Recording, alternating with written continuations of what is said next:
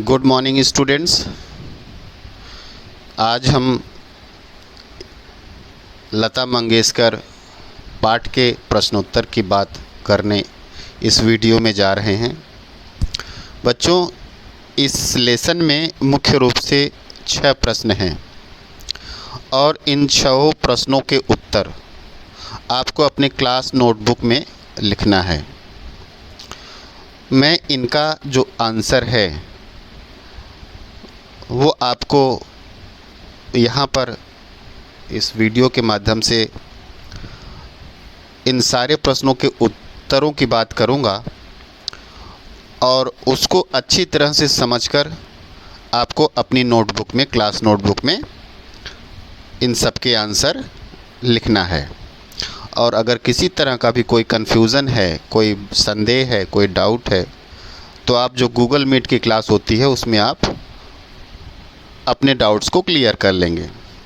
तो पहला प्रश्न है, लेखक ने, पहला प्रश्न मैं बोल रहा हूँ पहले, लेखक ने पाठ में गानपन का उल्लेख किया है। लेखक ने पाठ में गानपन का उल्लेख किया है। पाठ के संदर्भ में स्पष्ट करते हुए बताएं कि आपके विचार से इसे प्राप्त करने के लिए किस प्रकार के अभ्यास की आवश्यकता है। तो इस प्रश्न का जो उत्तर होगा वो इस तरह से होगा। गानपन का जो अर्थ होता है वह है गाने से मिलने वाली मिठास या मस्ती। मतलब जो गाने से हमें मनोहरता, मनोरंजकता और जो एक मस्ती, मिठास, मंत्रमुग्धता मिलती है उसे ही गानपन कहते हैं। गानपन का अर्थ यहाँ पे स्पष्ट करना बेहद ज़रूरी है। जिस प्रकार मनुष्यता नामक गुणधर्म होने के कारण हम उसे मनुष्य कहते हैं, उसी प्रकार जब तक गीत में गानपन नहीं होता उसे संगीत नहीं कहा जा सकता। अर्थात गीत में गानपन होता है तभी उसे संगीत का अंश माना जाता है। लता के गानों में 100% गानपन मौजूद है और यही उनकी लोकप्रियता का सबसे बड़ा कारण है, यही उनकी लोकप्रियता का सबसे बड़ा आधार है। गानों में गानपन प्राप्त करने के लिए नाद में उच्चार करने की आवश्यकता पड़ती है। नाद में उच्चार अर्थात नाभि से अंतर्चेतना से आवाज़ पैदा करके, संगीत पैदा करके उसे गले के बाहर निःसृत करना, उसे गले के बाहर निकालना, इसे कहते हैं नाद में उच्चार। तो गानपन प्राप्त करने के लिए नाद में उच्चार करके गाने के अभ्यास की आवश्यकता पड़ती है। गायक को स्वरों के उचित ज्ञान के साथ उसकी आवाज़ में स्पष्टता और निर्मलता भी होनी चाहिए, जो कि लता मंगेशकर की आवाज़ में पूरी तरह मौजूद है। रसों के अनुसार उसमें लय, आघात और सुलभता भी होनी चाहिए। श्रोताओं को आनंदित करने के लिए स्वर, लय व अर्थ का संगम होना भी बहुत ज़रूरी है। अब इसका जो दूसरा है कि गानपन प्राप्त करने के लिए किस प्रकार के अभ्यास की आवश्यकता है। तो पहले अभ्यास की क्या ज़रूरत है? पहले गानपन का नाद में उच्चार करके उसे गाने की अभ्यास की आवश्यकता है और दूसरा श्रोताओं को आनंदित करने के लिए स्वर, लय व अर्थ का संगम होना ज़रूरी है। रागों की शुद्धता पर जोर न देकर गाने को मिठास व स्वाभाविकता के साथ अगर गाया जाए तभी वह मंत्रमुग्ध करने वाला संगीत, मंत्रमुग्ध करने वाला गीत पैदा करता है। जो दूसरा प्रश्न है आपके इस पाठ का, लेखक ने लता की गायकी की किन विशेषताओं को उजागर किया है। लेखक ने लता की गायकी की किन विशेषताओं को उजागर किया है। आपको लता की गायकी में कौन सी विशेषताएं नज़र आती हैं, उदाहरण सहित बताइए। जो लता की गायकी की जो विशेषताएं हैं वो निम्नलिखित विशेषताएं लता की गायकी में पाई जाती हैं। सामूहिक रूप से ये विशेषताएं सभी विशेषताएं अन्य किसी गायक में नहीं पाई जाती, इसलिए अन्य गायकों की जो प्रस्तुति है वो इतनी मंत्रमुग्ध और मनोहर नहीं होती। तो पहली विशेषता है लता की गायकी का, वह है सुरीलापन। सुरीलापन लता की गायकी की पहली विशेषता है। लता के गायन में सुरीलापन है, उनके स्वर में अद्भुत मिठास है, तन्मयता है, मस्ती है, लोच है और उनका जो उच्चारण है मधुर गूंज से परिपूर्ण रहता है। जो दूसरा है इनके गीतों की विशेषता वह है स्वरों की निर्मलता। इनके गीत की जो दूसरी विशेषता है स्वरों की निर्मलता। लता के स्वरों में निर्मलता है। लता का जीवन को देखने का जो दृष्टिकोण है वही उनके गायन में निर्मलता पैदा करता है। अर्थात जिस प्रकार के जीवन दृष्टिकोण के प्रति लता आकर्षित हैं, जिन जीवन सिद्धांतों को अपनाया है उसमें कपट नहीं है, छल नहीं है, जटिलता नहीं है, इसलिए वो पवित्र है। उनका जीवन दृष्टिकोण सरल है, सहज है और यही उनके गानों में भी, यही उनके स्वरों में भी दृष्टिगोचर होती है। जो तीसरी उनके गीतों की विशेषता है नादमय उच्चार।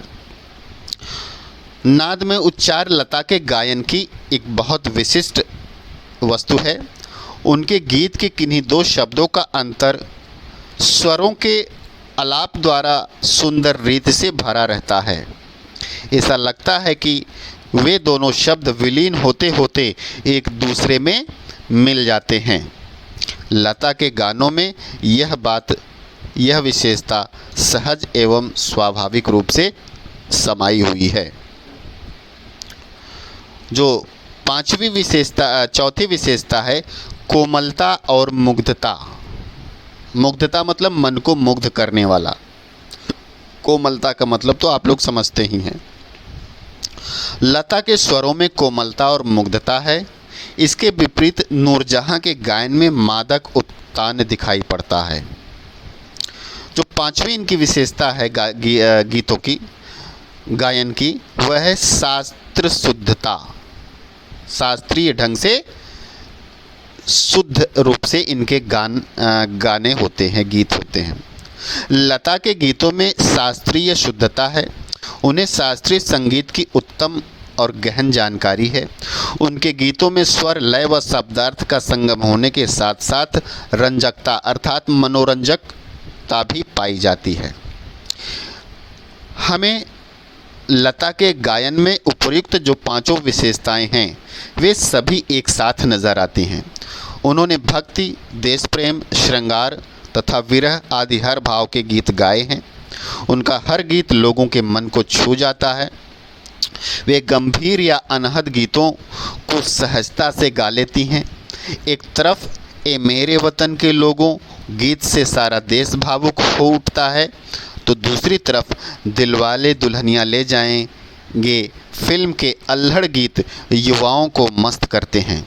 वास्तव में गायकी के इस क्षेत्र में लता सर्वश्रेष्ठ हैं, दिग्गज हैं, बेजोड़ हैं।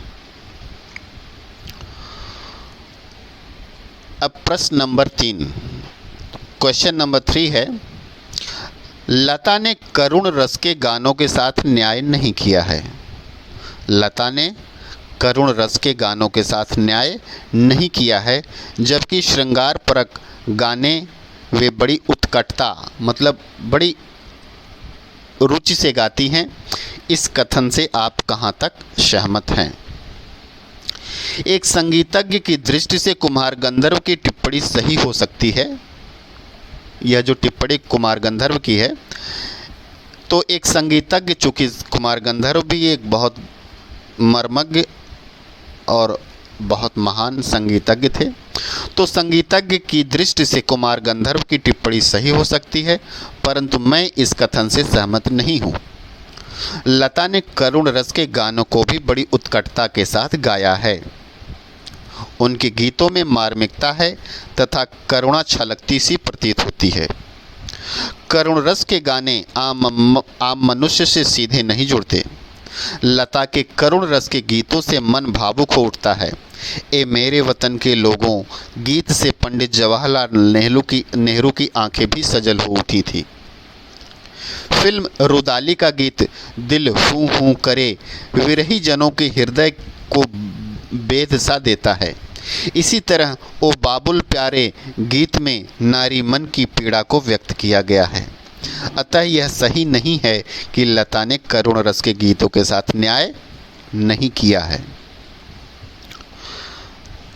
चौथा प्रश्न है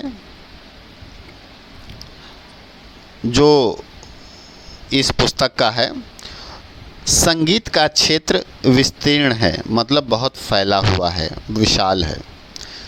वहाँ अब तक अलक्षित, असंशोधित और अदृष्टिपूर्ण ऐसा खूब बड़ा प्रांत है, तथापि बड़े जोश से इसकी खोज और उपयोग चित्रपट के लोग करते आ रहे हैं। इस कथन को वर्तमान फिल्मी संगीत के संदर्भ में स्पष्ट कीजिए। यह प्रश्न थोड़ा क्लिष्ट है। अगर ये ठीक तरह से समझ में ना आए तो आप गूगल मीट क्लास में इस प्रश्न का अर्थ समझ लीजिएगा।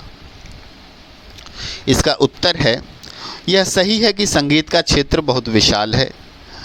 जितना विशाल है उतना ही गहरा भी है। इसमें असीम संभावनाएं छिपी हुई हैं।